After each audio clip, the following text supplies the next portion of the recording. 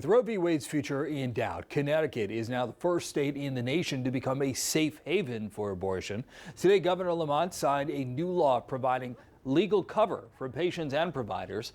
Connecticut courts are now banned from helping other states sue clinics, including handing over patients' medical records. The governor will also be banned from extraditing providers who might get prosecuted in states like Texas.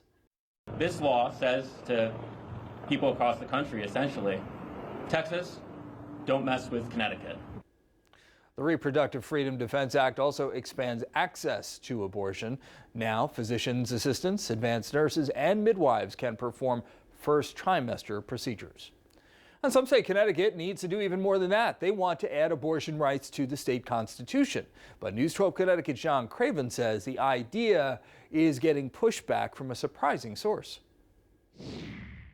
Groups like Planned Parenthood fought hard for this new law, but when it comes to changing the state constitution, many advocates are wary. Minutes after signing Connecticut's first-in-the-nation law protecting abortion providers and their patients, Governor Lamont said Connecticut could go even further. Doesn't bother me having a constitutional amendment. If it takes a little more time, let's make that something that can't be jiggered with in future administrations.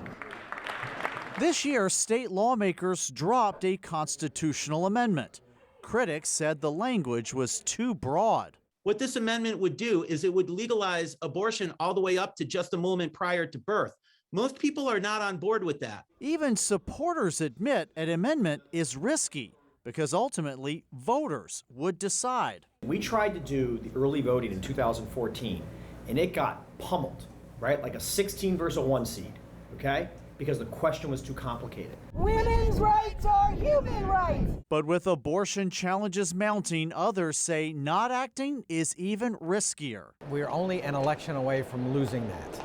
So it's very important for people to think about that. Even some Republicans are open to the conversation. I think it's going to be a conversation possibly for next session, depending on what that opinion looks like. Well, no matter what happens, voters aren't likely to decide this anytime soon.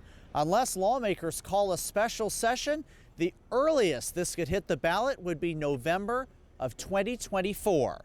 In Stamford, John Craven, News 12, Connecticut. John, thank you. And this fall, Vermont could become the first state in the country to add abortion rights to its constitution. New York and California are considering it as well.